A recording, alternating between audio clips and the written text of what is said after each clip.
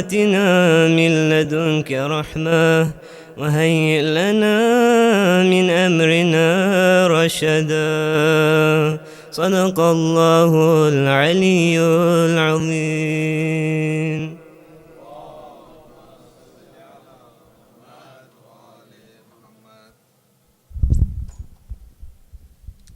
Assalamu alaikum, brothers and sisters.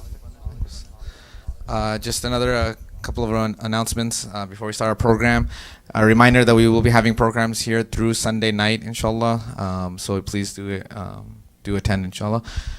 Couple of upcoming events, as I've been mentioning for the past few nights, and I'll continue mentioning until the end of Muharram, inshallah, is that we have Camp Noor registrations are open for ages 17 and older the weekend of December 15th to the 18th. And I encourage anyone who in that age range to do apply. It's a great opportunity to have one-on-one time with scholars and great workshops and activities. And the organizers, alhamdulillah, have been putting a lot of work into it already. And looking forward to having a great camp. And I think a lot of you guys should apply, inshallah. Yom Zenam for sisters. The Yom Zenam program is this Sunday at 2 o'clock. So please, for the sisters, take note and do try and attend, inshallah. Also, for parents, for ages 0 to 5, Maulana Abdi is holding a parenting workshop. That will be on November 18th from 10 a.m. to 12 p.m. So anybody who's parents with kids in the 0 to 5 age range, inshallah. And then one other announcement. Upcoming event is the SBIA, at SBIA for the celebration of the birthday of the Holy Prophet. It's a great opportunity. Maulana Abdi will be speaking there as well. Alhamdulillah, a lot of us went last year, and SBIA was a great host to us, and it was a great event. So encourage everyone to attend again this year. Inshallah, we can have a great program again. And then, as usual, there's a children's program every night. So please look at the updated locations for a different age range, inshallah. And with that, I would like to invite up our scholar who's been with us the past few nights, Maulana Abbas Mirza, with a loud salawat.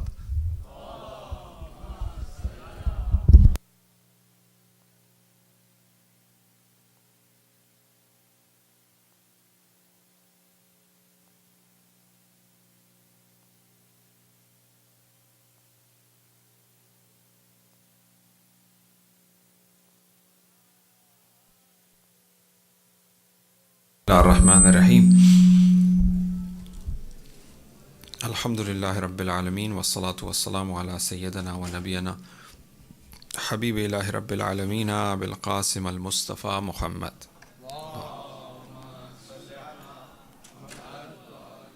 وعليه الطيبين الطاهرين المعصومين المظلومين سيما بقية الله الأعظم بقية الله خير لكم إن كنتم مؤمنين ولعنة الدائم على أعدائهم وغاصب حقوقهم ومنكر فضائلهم أجمعين من الآن إلى قيام يوم الدين. Which means that the oneness in the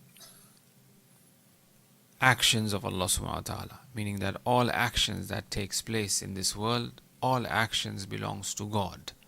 It is from God. And we also pointed out to that these actions, they actually stem out from, or they come out from those names of God. Those names of God, which we call that as Tawheed Asma, Tawheed of the Awsaf or Asma, the names of Allah subhanahu wa ta'ala, and all of them are one as well. If we are saying God is Rahim, He is Rahim at the same time, He is Kareem, for example, or at the same time He is Qahar. It's just like a person who could be a father, who could be a brother, who could be a teacher, but it's only one person, right? The same way, different names of Allah subhanahu wa ta'ala, different attributes of Allah subhanahu wa ta'ala, but they are all one. Now on this model of Tawheed al-Zat, Tawheed al-Sifat, wa Tawheed al-Fi'l, we place another model, which was the model of Insan, right? Insan tend to have the similar reality to it, where Insan, as in Zat, he has that humanity, which is one,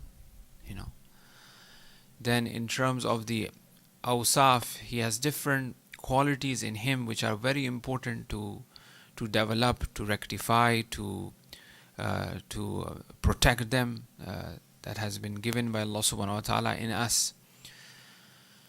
And from these qualities stems out certain actions of ours which we regard them to be halal or haram or mustahab or whatever.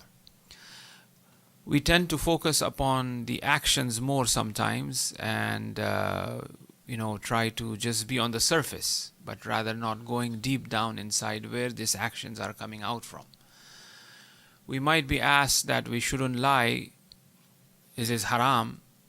But we don't see that why a person lies. Maybe because he has the quality of jealousy in him. Because of that he is lying. He is not truthful in terms of his nature, and that's why he is, for example, lying, for instance. So, the same way as we have the model of Allah subhanahu wa ta'ala as Tawheed al-Zat or Sifat or Af'al, within the insan as well you have the same thing, right? So what we want to look at it is that how can we really train these awsaf of ours or these qualities of ours so that our actions also become right.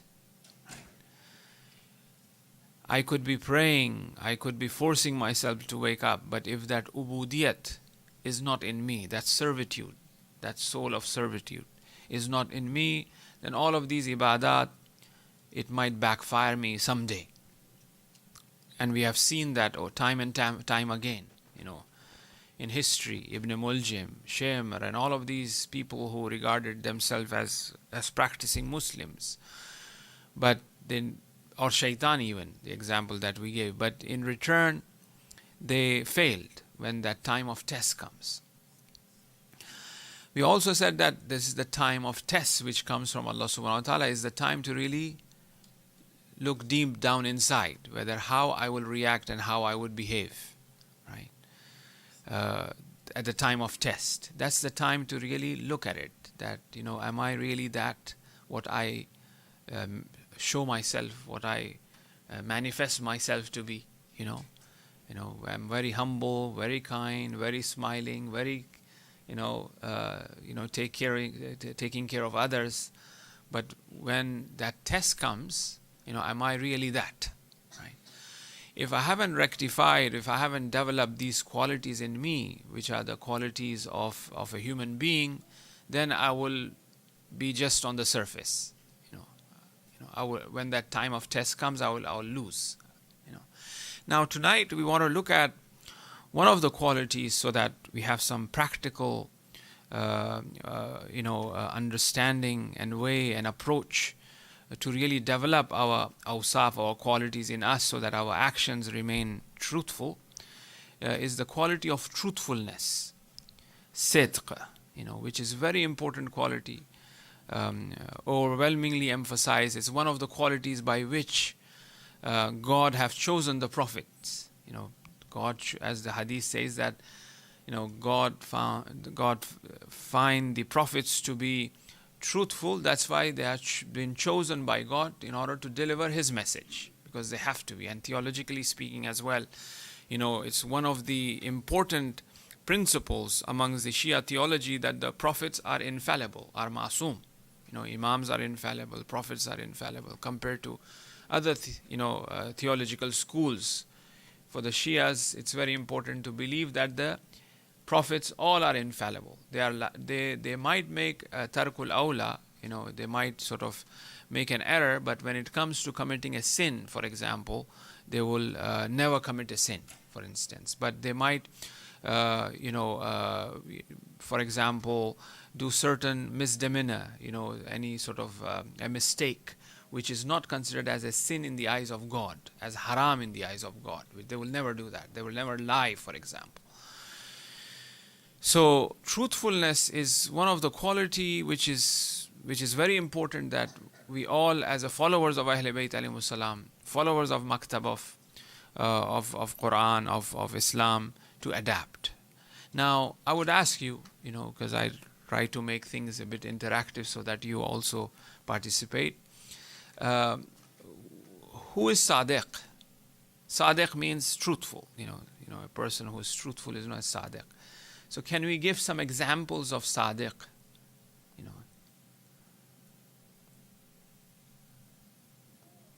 Rasulullah, yes, the Prophet is sadiq indeed. You wanted to say the Imams, for example, the good people, they are sadiq, right? More. Imam Ja'far is sadiq. Okay, very good. Yeah. Ahsan. God is sadiq. That's where it begins.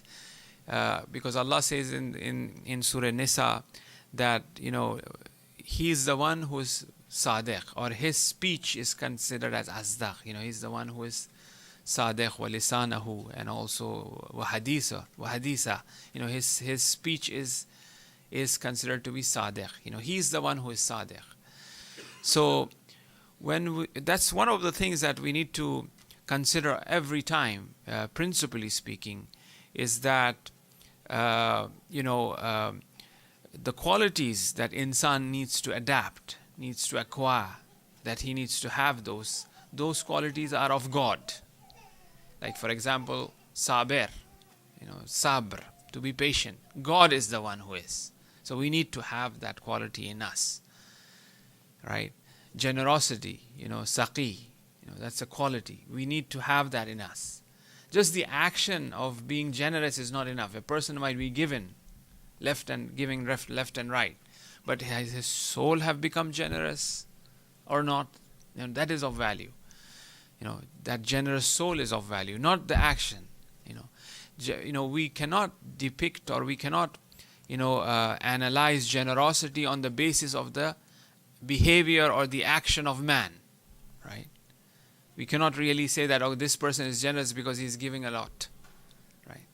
That just shows that, in the action that what if a person, for example, there's no need to be given. Everybody is in a state that they are all in a state of rifa and good, but there's no need to be given. So that means that the soul is not generous, for instance, right?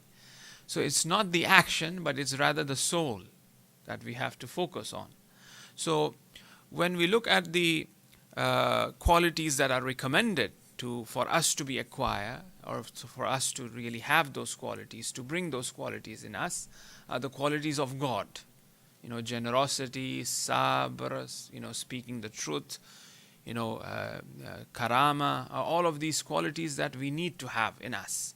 That is why you have the famous hadith of the Prophet which says that, make your akhlaq like the akhlaq of God, right? And indeed, we have never seen God, but we have seen Ahl Bayt alayhimus salam. And their akhlaq is the akhlaq of Allah subhanahu wa ta'ala. The way they behave, the way they, their seerah, their behavior, their sunnah is considered to be the akhlaq of God, or the color of God, as the Quran says that the best color is the color of God. So if someone wants to see that true colors of Allah subhanahu wa ta'ala is in the mirror of Ahl Bayt alayhimus salam. So sidq, which is truthfulness, is one of the qualities of God. That God really says that. Now, when we look at this quality of sidq, we see that this is a quality not only have social implication, where one is in a community that one have to really be truthful, but it is something personal as well. One have to be truthful to oneself as well. One have to be truthful to oneself, right? Many a times we are not, and we tend to portray or take things or responsibilities where we cannot take, but we do that, right? This means that we are not truthful to ourselves, right?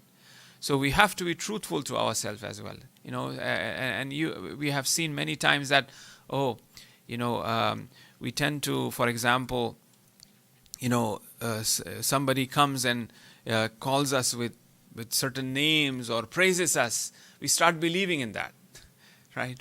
We know who we are, but if somebody says, Ayatollah, or I don't know, Sheikh or whatnot, we become very happy, for example, doctor and so on. But in reality, we know who we really are, right? So we started believing in something that we are not. And sometimes it goes to the extent that eventually we get so used to these things that if somebody doesn't call us with those titles, we get upset. And I always used to think that, that's not possible. These Maulanas, they come and speak like that. And eventually it's happened something to me personally, that I had a person that I know very well, recently. And then I started calling his name. For example, I said, Zaid, or Amr, Then he said, don't call me Amr. I am Dr. Amr. So you got to call me Dr. Amr. I said, oh my God, So that's the moment I thought, I always used to think that Maulanas come and gives example. They are not true, but to be honest, they are really true. I faced that very recently.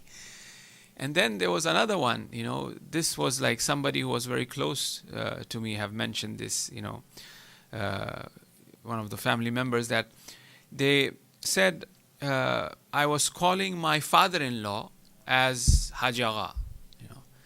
In return, the Haji Agha said, you call me just Haji Agha. People call me so, Ayatollah and this and, but why do you call me just Haji Agha? He was like, oh my God, So therefore, sometimes we tend to start believing in these titles or things that are mentioned in regards to us, which points out to that we are not truthful to ourselves. Now, another practical example that we need to reflect upon is that when we came into this dunya, that is the time that reflects the ultimate truthfulness of insan. How he came into this dunya, right? As soon as he came, he demanded something. He cried for his existence, for his wujud, for his survival.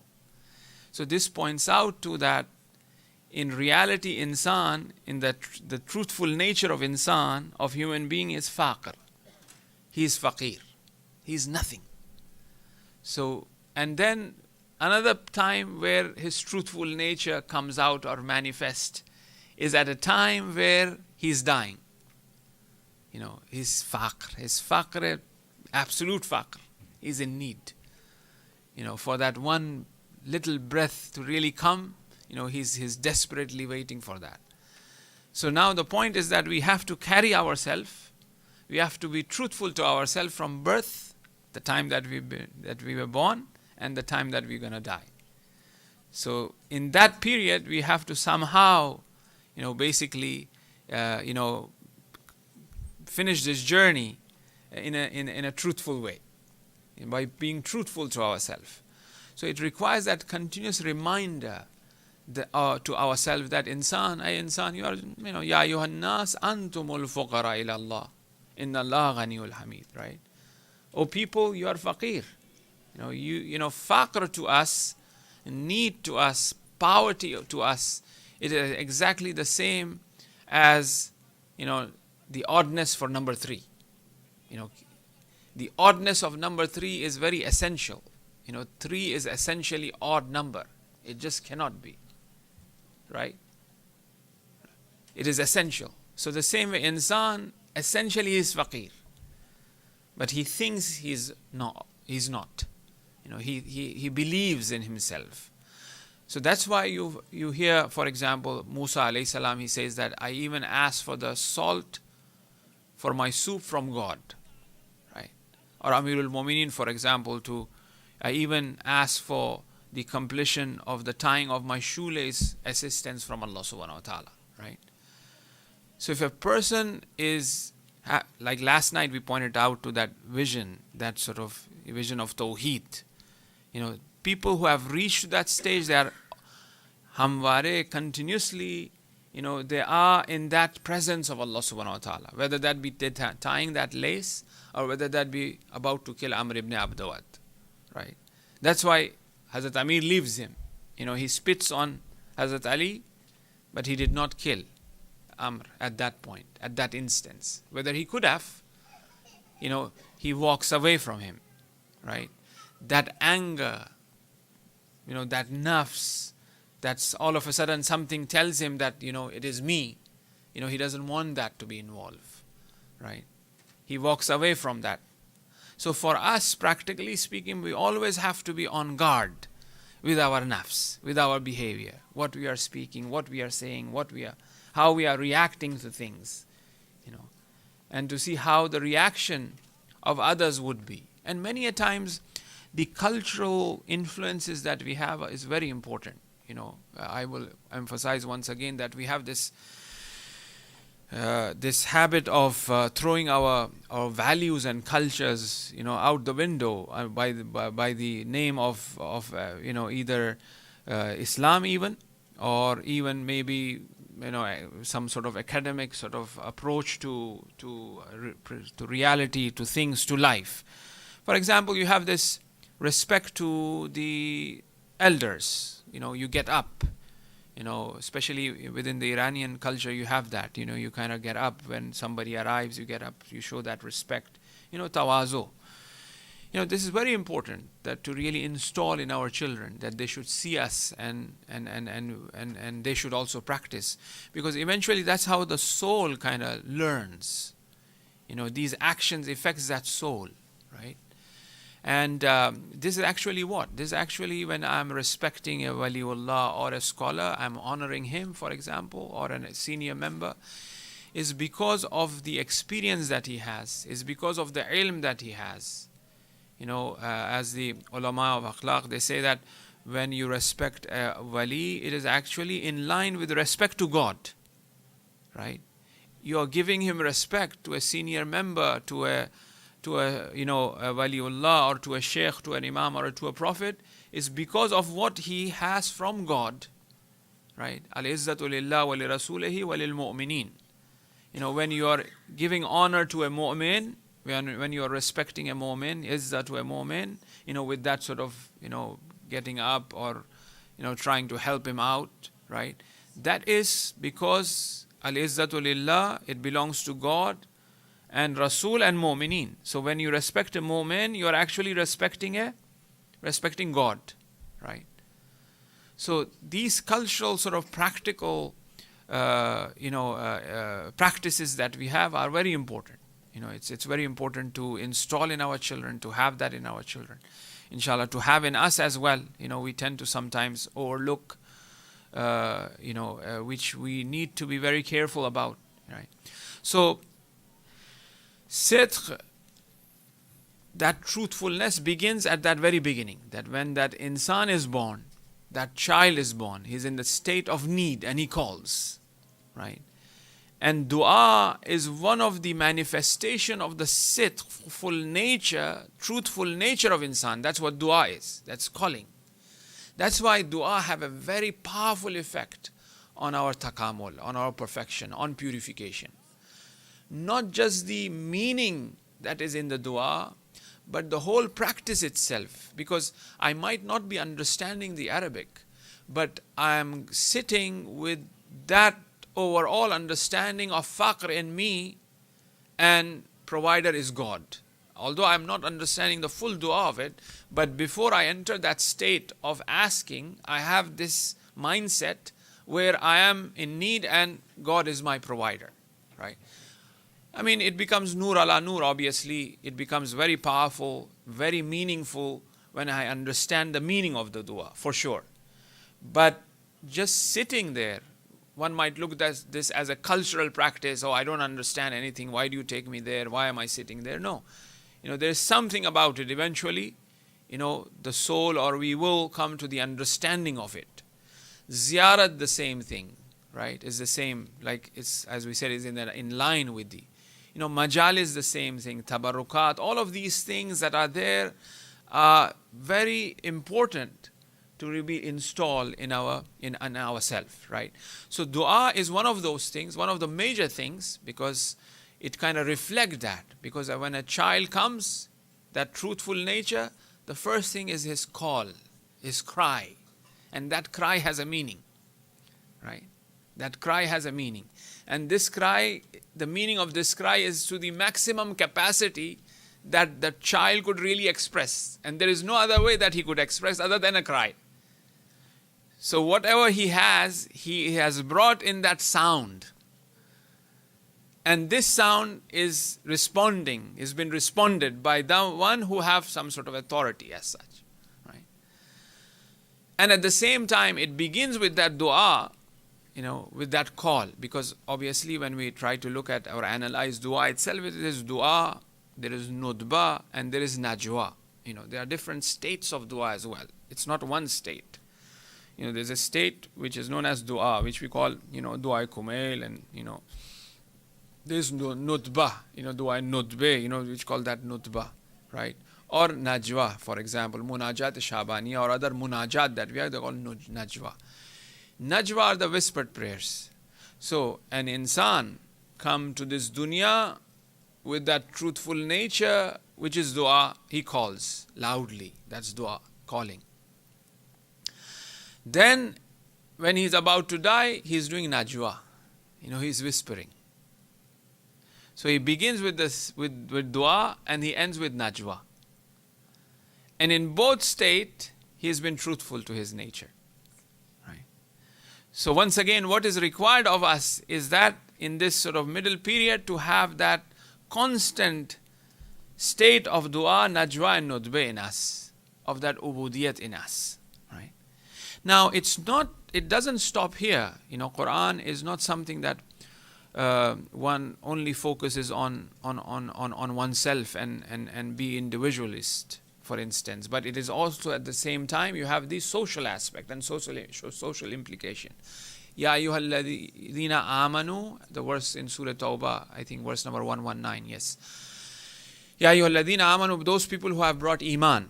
So once again, it's addressed to mu'mineen, not insan or nas, higher level, with respect. Mu'mineen, ittaqullah, and taqwa as well. You have that aspect of taqwa, be pious and God-wary. So the possibility is there that a mu'min is not God-wary. So one have to be, a mu'min needs to be God-conscious and God-wary as well. وَكُونُوا مَعَ الصَّادِقِينَ. Being with the truthful one is also important. You are truthful, yes. وَتَوَاسُوا بِالْحَقِّ. And وَتَوَاسُوا بِالصَّبْرِ. Right? Yeah. Surah Asr. وَالْأَسْرِ إِنَّ الْإِنسَانَ لَفِي خُسْرٍ. Man is at loss. At loss meaning that he is losing. Every day, one day is finishing. He's at loss. Certainly, he's at loss. When we start a business, you have to pay for gas, you have to pay for electricity, you have to pay for rent. Every day after day, it just increases, right? If we are not earning anything. So, wal asr inna al-insan lafi khusr, he's in khusran, he's at loss. But illa alladhina khudara shukr, amanu, those who have iman, but it doesn't stop it. Watawaso bil haqq and watawaso bil sabr. And that being with haqq, promoting haqq, and for that to have that patient is also important. In other verses we have wakunu ma'as sadiqin, to be with the truthful one is important. To have a community. To be together, with sadiqeen, those who are ulaika alladhina an'ama Allahu alayhim. Allah have an'am, blessings upon those who are minan nabiyyin was siddiqeen was salihin was shuhada, for example, in Surah Nisa, I think this verse is also where it talks about that God have an'am, special bounties upon who? Those who are nabiyyin first. And right after Nabi'een are Siddiqeen. Their daraja is Siddiqeen, those who are the truthful ones. So to be with the truthful ones is also important. To gather to ta'awun alal birri wat taqwa, as they say. Alhamdulillah, we have this place, and it has taken a lot for this community to really reach where it has reached today. But the point is, I was just speaking to a brother just now, communities, if you take like a community as like an insan, as insan, he eats, he goes overweight, he just grows this way, right? So the community, should not be like that focused only upon, eating, meaning by that just growing in this fashion. They need to grow vertically as well, not just horizontally. Yes, we have a big place, mashallah, compared to that Alam Rock place that we used to rent, right? The insurance was like 200,000. I was speaking to one of the brother here. The insurance we used to have 200,000, but now it's 19 million. Right? Look at that. Right? So it has grown, but is it like overweight, or it has grown this way. That is of value. That is of importance, right? So, being with the truthful one is important. Now we have reached to a certain place. Now what is required is that, okay, we have our share to be given towards the community as well. We need youngsters, we need people to come and volunteer and support, give their ideas, get involved, get in charge, return back to that community, support that community. That is being truthful once again. Not just benefiting from it, right? Giving back is also very important, right? So, just being truthful is not sufficient enough, but also Ma'as Sadiqeen is very important. Now, Imam Baqir alayhi salam here, when he talks about Ma'as Sadiqeen, he says that the Sadiqeen are considered to be Ahl Bayt alayhimus salam. Or Amirul Mu'mineen is considered to be the greatest Sadiq. He himself have said, Ana Siddiqul Akbar. So the values that he uphold, Amirul Mu'mineen, those values that he has, to be very truthful. Let me give you a story, from our contemporary scholars. Bahauddini, a great Arif, who died recently. May Allah bless his soul. He used to lead prayers, he used to teach classes. People used to go, very similar figure of Bahjat. People will go for his prayers from different places to pray behind him. And a man who been known to be given that inner eye, that sort of spirituality. Once it happened so that, just in regards to Bahauddin, a taxi driver, just to reach to his salat, to his prayers, he drove very fast, and obviously, the streets, over there are not really, and it was raining. So he went through a puddle of water that splashed on a person who was walking, And then after namaz, you give hands, right? As we shake hands, So Bahauddin said, no, I'm not going to. You have to go and seek an apology from that man when you were rushing to my masjid to come, and you broke his heart or whatever. You kind of troubled him, because you just wanted to come here, you were driving fast, right? So this was Bahauddin. And he apparently, this was mentioned by one of my colleagues, Agha Najafi, where Bahauddin himself told him. And also when we were studying in Madrasa Imam Khomeini, our principal, Agha Sayyid Hashimian, Sayyid Sajjad, may Allah bless him as well. He took the delegation to him, and he said that we have this Madrasa Imam Khomeini, which gives you lunch, which gives you dinner, which gives you breakfast. The students, they don't wash their plates. There's a laundry place, there's a barber shop, and everything is in this big sort of 5-star madrasa that we have. So he said that, he was thinking, Hashimian was thinking that he will say, MashaAllah, you guys are doing so good. He said, Qadimiha, talabaha, ye kami dars mi khundan, alan unam nemi khunan. He said in return that in olden days, the students used to study a bit, but now with all of this, they will not even study, So Agha Bahauddin was roommate with Imam Khomeini. And they went to Jamkaran to pray the prayer of Imam Zaman, in which you recite Iyaka na'budu wa iyaka nasta'in 100 times, right? In first rakat and second rakat. And all of a sudden, in the middle of the prayer, Imam left. And Agha Bahauddin was like wondering that why did he leave?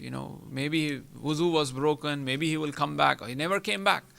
So he went back to his hujra, to his room, and then asked him what happened, He said, I could lie once, I could lie twice. Do you want me to lie 100 times in the first rakat, 100 times in the second rakat? Iyaka na'budu wa iyaka nasta'in.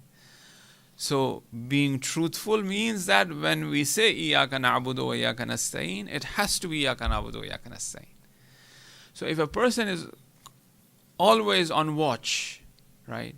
And kunu ma'as sadiqeen, how this really affect, if we are with mu'mineen and mu'minat, with brothers and sisters, with the same sort of understanding of being truthful, of deen, of truth, of those principles that we need to uphold, it really helps us.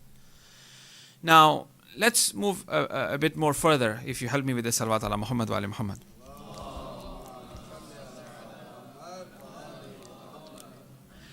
In a narration, when we reflect the narrations of Ahlul Bayt alayhimus salam, it says that do not look at the ruku or sujood of a person, but look at how he is in terms of his truthfulness, how he is in terms of his trust. That is of value. The ruku and sujood is not of value, but rather what is of value is how he is in terms of his sidq, in terms of his truthfulness, in terms of his trust, how much you can really trust this person, and how he fulfilled the trust. That is of value. Now, many a times we tend to focus, like as we always do, on the zahir, just on the surface. There's a very beautiful hadith from the fourth Imam which says that, be wary of three things and three things. Acceptance of dua is in the dua itself. Do not look that the dua is big dua or small dua. We tend to look for dua mujarrab, very good dua which will answer our prayers, or which is a big dua, long dua. But the acceptance of dua is in dua, whether that be big or small. So always, ask any dua that you're reciting with that sincerity. The wrath of God is in sin itself. Do not say, oh, it's just a shokhi, it's just a joke, I'm just trying to pull someone's leg, make fun of somebody, right? It's a saghire, for example, it's not kabire or something like that, gossip or whatever, thinking that, oh, it's just nothing. No, the azab of Allah subhanahu wa ta'ala is in the sin, whether that be big sin or small sin. So we never know. Ghai Bahjat used to say that, a person takes one step towards sin, towards guna, right? You don't know where the next step would be. He has taken that one step. What will happen the next? That was only one step of shaitan not to do sajda. It was only one. Just one sajda. But look what happened, right? So we have to be very vigilant, very careful. Big sin or small sin. Right? And respect each and every human being, because awliya of Allah subhanahu wa ta'ala are amongst the insan, amongst the human being. Do not say that, oh, because he has a big turban, long beard, or a tasbih in his hand, for example, or wearing a cloak, or looking nurani, we tend to say that, oh, mashallah, look how nurani he looks, for instance, right? No. The awliya of Allah subhanahu wa ta'ala are amongst the men. So we have to respect each and every insan. We don't know, right? In what way he connects to God. He has a special sort of connection with him. So each and every human being must be respected. So now, being truthful means that we have to be truthful towards others as well. We should not differentiate among others when treating with other fellow human being. That was the advice of Amirul Mu'minin to Malik Ashtar as well. They are brother in your, if they are not in your faith, they are in your humanity, right? Because this is something that many a times we tend to forget. We are so much focused towards our own sort of, people, our own community, our own family members, that we tend to forget others. So it's quite important that these truthful nature of ours must be with others as well. And through this, people will be attracted, people will be guided towards the truth. Wahab was not a Muslim. Wahab was a Christian, right? And Imam Hussein, he went to Wahab, being an Imam. And the family was attracted towards Imam Hussein alayhi salam, right? So therefore, when we are dealing with others, we have to be very careful. We have to be very truthful, right? Now, I don't want to get into the nitty-gritty of different types of people that are out there. We have to have that, that one, insani, humanistic, humanitarian behavior with all, regardless of what problems they have and what mentality they have, right? It's very important. Now, moving further in regards to the truthfulness, we find that this being together as a community, Imam Hussein alayhi salam managed to bring them all together. All of the Sadiqeen were gathered in Karbala. All of those who were truthful to their true nature. On the surface, they were, for example, resisting that. For example, we find, Zuhair not meeting Imam Hussein while he was returning from Hajj, as he was also traveling to Kufa. And as they say that he was from the Usmani Maslak, he was from the Sunni Maslak, he wasn't meeting him. But Imam Hussein went to him. And eventually he came towards Imam Hussein. He joined Imam Hussein. And he was one of the famous hadiths that we have, that we be killed 70 times, is from, Zuhair, right? So it's really fascinating that how, because he had that truthful nature. He was truthful in his fitrah. Or, like the example we gave, that truthful nature. He had that ma'rifat, that understanding of where is haqq and where is truth. And with just little bit of, shaking it up, he joined the truthful ones. He became wakunu ma sadiqeen. So he had that iman in him. He had that taqwa in him. Because when Imam Hussein was leading the prayers, he asked his followers to join and pray behind Imam Hussein. Imam Hussein said, well, you do your salat, your own iqamah, you are the leader, and I do mine here. They said, no, you are the grandson of the Prophet. I would like to pray behind you, right? So he was truthful. And he was so truthful that he says that I never thought and I never knew that the Kufans have invited you. And Imam Hussein showed him the letters. Then he wrote the letter to Ibn Ziyad that, this is the case, this is what's going on. They were not truthful. Because the opposite is what? Opposite of being truthful is being lying, being kazib. As the 11th Imam says that if you put all of the evil in one room and lock it up, the key for those all evil, all sins and all is lying. So if that key is used, is open, all different types of evil will come. Right? The same way as goodness, as truthfulness. If all goodness is placed in a room and the key for that is speaking the truth, all goodness will come to a person when he starts. It is not easy, right, to really speak the truth. Because when one is faced with a calamity or a trouble, to really speak what is the truth requires that strong iman. And these two things, this practical action of oneself, speaking the truth, which is practical, right, is a speech, and iman have a relationship, a collateral relationship. A person who does not have iman, eventually he will lie.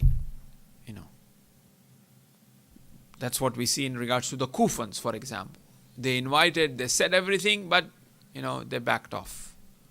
That shows that the lack of iman. And on the other hand, you have people who have iman, right? In terms of their speech, they do speak the truth, but they are a bit sort of, how shall I say, it's not easy to really speak that. They tremble, for instance. That is normal, That is normal and natural when they see any trouble coming. But if their iman is really strong, then even that is not there as well, right? So if one is afraid of speaking the truth, what I'm trying to say is that, yes, it is natural to be afraid, but we have to speak the truth. We might not be, as we think, that we'll be strong in expressing and speaking, but it is natural. So eventually, when we practice it, then it will become stronger. Our speech will become stronger as well. And this speaking in a sort of very, weak way, right, it helps to build the iman stronger. If you look at like a child, when he makes a mistake, it's very difficult for him to express. He expresses with his facial expression that he has done something wrong. Then little bit he tries to whisper it, right? Right? But he's trying to express it somehow. And if he's expressing it, that truthful nature of his is becoming stronger in him, right? This expression of ours, where we say Ashhadu an la ilaha illallah, tashahud and all that, is actually that. Is through speech, we are trying to imprint our truthful nature of faqr, our truthful nature of that belief in God by speaking. We are trying to do that. Dua is that, like I said, going back onto where we started really. So it's very important to do these things. It's not like, okay, once I am truthful in my nature, then only I will read my dua, because I'm not yet there yet. No, we have to do that, and it affects our iman as well. Because as we said, that zat of ours is zat insani. It's that, that our soul, our being is our being is insani, is humanity, right? And this has its own sort of gifts been given by Allah subhanahu wa ta'ala to begin with. It's like a foundation is laid there, and on which we really build these things, acquire these qualities. And these qualities that we get are reflected in our actions. So we cannot leave actions thinking that, okay, because I don't have those qualities. But excuse me, these qualities are potentially in that insani nature of insan, which is the zat of insan, right? So when he's practicing that, he's kind of shaking this humanity of his zat of his, and when he shakes up, the flower or the plant is trying to grow there, and that becomes the quality, you see. So the actions are also important, but we have to not just focus on the actions, that the action will have some sort of effect, but we got to focus on that zat of ours. If I'm focusing on the action that I'm the one who is doing the ruku, I'm the one who is doing so much ziyarat, I'm the one who is doing all of this hajj, then we are not focusing as that it's not me, I'm not the one, I'm the one who is doing. It is tawfiq of God who have provided me this. I'm nothing, right? Then it becomes like, Musa, Alam Ba'ura in the Quran, right? The one who knew the Ism Azam. He says to God, Musa stutters, and he has been respected, he's honored so much. Everybody goes to him, I know Ism Azam. The prophecy is not given to me. I'm not the prophet. Why he is the prophet? No, I'm going to call the curse of God on Musa. So he goes on his donkey to call the curse on the mountain. He knew Ism Azam. People will line up to ask for dua from him. He was a very knowledgeable person. But that did not reach his zat. He thought that it is him who have done all of these spiritual exercises and reached to this maqam, right? Reached to that status of being known as a scholar or alim. But he still wants more. He has that greed. The honor which Musa have, even after he doesn't know how to speak properly, he stutters, for instance, does not speak properly, he has this, issue, but still he cannot read Torah properly, and I could do all of that, right? So it has not affected his zat, right?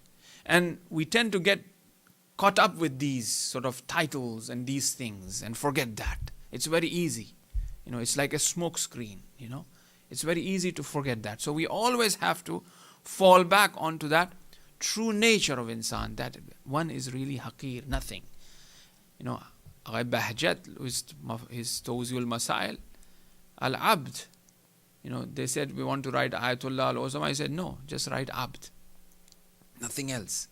Very humble, down to earth. And when we look at those people who have that insight, those scholars, very Allama, Imam, all of them, very down to earth personalities, very humble. Doesn't regard themselves of anything of any value, right? So here, the Zuhair and the Ashab of Imam Hussain, for them, they are nothing. They have and highlighted themselves in the love of Imam Hussain, in the love of that truthful, in the love of that haqq, right? And the suffering which took place after that also is of a point where one should really reflect that they uphold to that. وَتَوَاسُوا بِالْحَقِّ وَتَوَاسُوا بِالصَّبْرِ, with that sabr and patience of Ahl Bayt alayhim salam, of that women and children, that once they were taken captives, once the tents were burned, once they were taken from Kufa to Sham. every person that who came and was with Imam Hussein alayhi salam, and every lady who suffered and was with the caravan of Imam Hussein alayhi salam and Ahl Bayt alayhi salam, everyone were behaving or reacting in accordance to their capacity of what understanding they have, in accordance to their marifat. The reason I mention this point is because I just wanted to look at the Masaib of Hazrat Ruqayyah. Aghay Jawad Amali says that Hazrat Ruqayyah, who had a very special soul compared to other ladies that were there, the recitation of the head, the recitation of the Quran from the head of Imam Hussein alayhi salam, was not something that was heard by everybody. It was heard by special souls, special individuals who have that marifat. Like Hazrat Zainab would hear that. Imam Zainul Abidin would hear that. Hazrat Ruqayyah, who was very young, 3-year or 4-year-old, she could hear that. But there were other ladies as well, with all due respect. But they were not of that level, that highest level in terms of their maqam, that they could really hear that. Unless Allah wanted it to happen, to really guide someone. For example, there was a person who was like the rahib, the priest, for instance, or in Sham, another report has been reported, an old man, who asked, who are these people? And Imam Zainul Abidin pointed to the head, and the head recited the Quran, for example. Sometimes if Allah wanted. And there were other individuals. So we divide them into 3. One, very pure and pious, of that kamalat and maqamat that they have, those stations, spiritual stations they have. The other are those who God wanted to, and the third one are the opposite of those kamalat, such as like Yazid and Shemr, right? Those who were completely in the darkness, so that Allah wanted to show the sign of His to those people who are. That's why you hear the narration that Yazid heard in the middle of the night that the Quran, that the head was reciting Quran of Imam Hussein alayhi salam, because he was at completely the opposite side of those kamalat. So Hazrat Ruqayyah was one of that. And you find that, she was very similar to how Fatima was to the Prophet. The love which Hussein and Hazrat Ruqayyah had was very similar, like the love of the Prophet and Fatima. Fatima was the first one to really meet the Prophet after Prophet died. And Ruqayyah was the first one to meet Imam Hussein alayhi salam after Imam Hussein was shaheed. In that prison of Sham, which has been mentioned, that a prison which had no roof, a prison which was dark, a prison in which food was not sent properly to the children. And in this prison, Hazrat Ruqayyah had a dream in which she sees Imam Hussein alayhi salam. And when she sees Imam Hussein, she starts to cry. A little girl remembering the father. All the way, from Karbala till Sham, she has only cried for the father. As a matter of fact, last night, Aghay Nuh has mentioned that poetry, that if you go in the haram of Hazrat Ruqayyah is known as the mother of Buka, Ummul Buka. There's Ummul Masaib is Hazrat Zainab, but the mother of crying is Hazrat Ruqayyah, because she kept on crying. Sometimes she would cry by herself, but sometimes she was bet by the enemies, by the evil people. Because once it happened so that when the caravan left and she was resting and she was not in the caravan, and the caravan was not moving forward, and they asked Imam Sajjad alayhi salam, why the caravan is not moving forward? Why the animals are not moving forward? Imam Sajjad said, check whether Ruqayyah is in the caravan or not. And because of that, the head of Hussein is not moving forward. So when they searched, they found Ruqayyah sleeping, and then they came and they started beating her because she was resting. And she was allowing that the caravan should move forward. So Imam Hussein had a very special attachment with this daughter, Hazrat Ruqayyah. And she saw Imam Hussein in the dream. As she saw Imam Hussein in the dream, she started to cry for the father. So whenever she would cry, obviously that young girl of Hussein who was loved by Hussein so much, the other ladies also to start to cry when they see Ruqayya crying. And when they all started to cry, this cries was so loud that somehow it reached to Yazid that this is what's going on, that the little girl of Hussein is crying, remembering the father. This was the time that Yazid says, why don't you give the head of Hussein to this little one?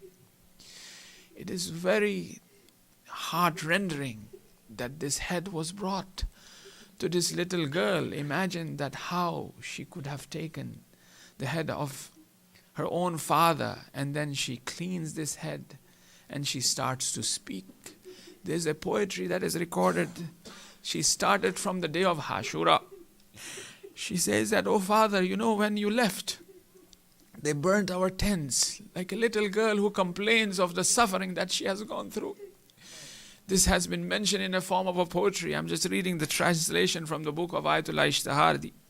He says that, you know, oh father, when you left, they burnt our tents. Oh father, when you left, they snatched our earrings. Oh father, you had mentioned that people are very kind towards the orphan, but I see this city to be so strange that they are the worst towards the orphans. They make fun of the orphans. They beat the orphans.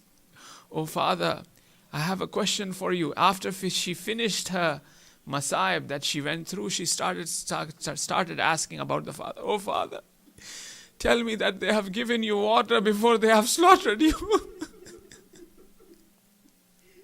And while speaking to the father, she sits down and places her head on the face of the father. And she is not speaking anymore. And here Hazrat Zainab says that, oh Sajjad, look what happened to Ruqayya. Sajjad sits down and shakes the shoulder of Ruqayya and he says, Inna lillah wa inna ilayhi raji'un. Ruqayya is no longer with us. And in that very prison, a small grave was dig open. And she was buried in that very same clothing that she was wearing, without any kafan. Allah la'natullah ala qawm az-zalimin, sayalamun lazina zalamu ayyi munqalibin yanqalibun. Inna lillah wa inna ilayhi raji'un.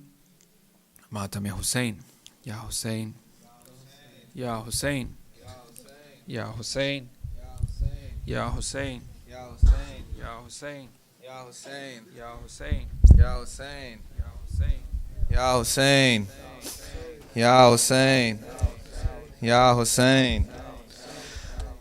Hussein, Hussein, King of martyrs. Hussein, Hussein has been slaughtered. Hussein, Hussein, true believers. Hussein, Hussein are his weepers. Hussein, Hussein, King of martyrs.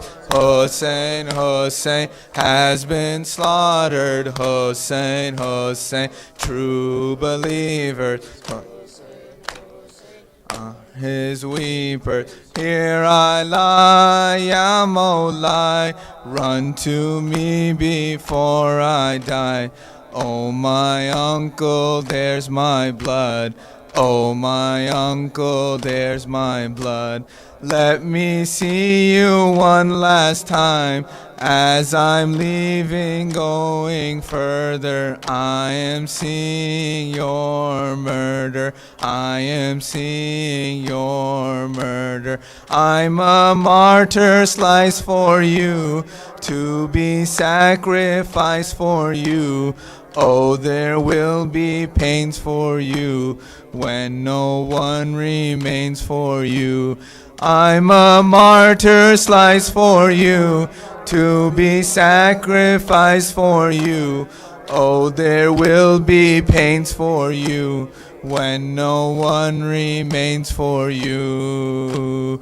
Hussein, Hussein, King of martyrs. Hussein, Hussein has been slaughtered. Hussein, Hussein, true believers. Hussein, Hussein are his weepers. Hussein, Hussein, Hussein, Hussein has been slaughtered. Hussein, Hussein, Hussein. weepers. Why the pain, Ya Hussein, while we die upon this plain? Where's Muhammad? Where is Qasim? Where's Muhammad? Where is Qasim? Your soldiers so young have been slain. All the loved ones that you've carried, all the young ones you've buried, all the young ones you've buried. Now you've witnessed all your sons swear to you by the Quran, we will serve you on and on. Hussein, Hussein, Hussein John. Now you've witnessed all your sons swear to you by the Quran, we will serve you on and on. Hussein, Hussein, Hussein John. Hussein, Hussein, Hussein, Hussein, Hussein, Hussein, Hussein, Hussein are his weepers. Hussein, Hussein, king of martyr. Hussein, Hussein, true believer are his weepers.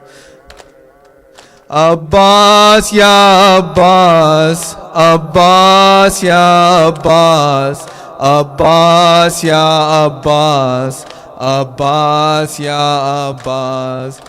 Oh, flag bearer, where's your hand? Is it bleeding on the sand? Will Sakina understand? You were loyal to her command.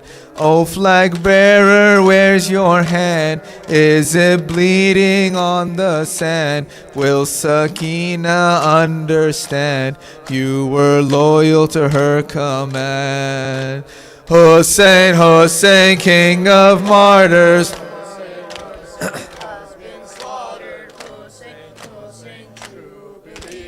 Hussein, Hussein are his weepers. Hussein, Hussein, king. Hussein, Hussein, Hussein, Hussein, Hussein, Hussein are his weepers. Now it's done, all is done. Hussein, you're the only one. Here comes Shimmer with his sword. Here comes Shimmer with his sword. His shadow blocks the setting sun. Is there no soul that will serve you? Master angels don't deserve you. Master angels don't deserve you. Hussein, who will help you now? It's not true, God won't allow him to kill you. Why and how? Oh, you to whom the angels bow. Hussein, who will help you now? It's not true, God won't allow him to kill you. Why and how? Oh, you to whom the angels bow.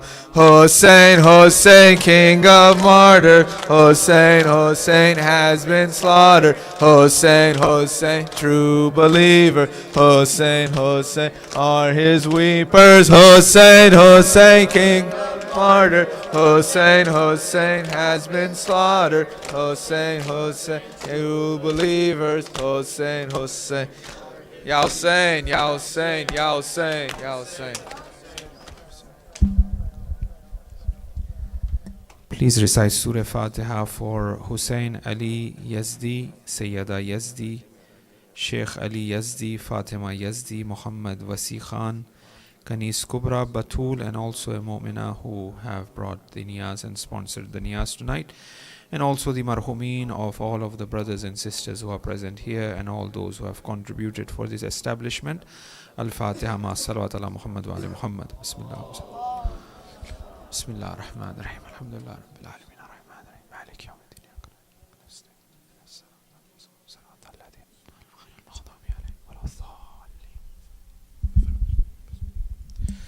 السلام عليك يا رسول الله. السلام عليك يا أمير المؤمنين.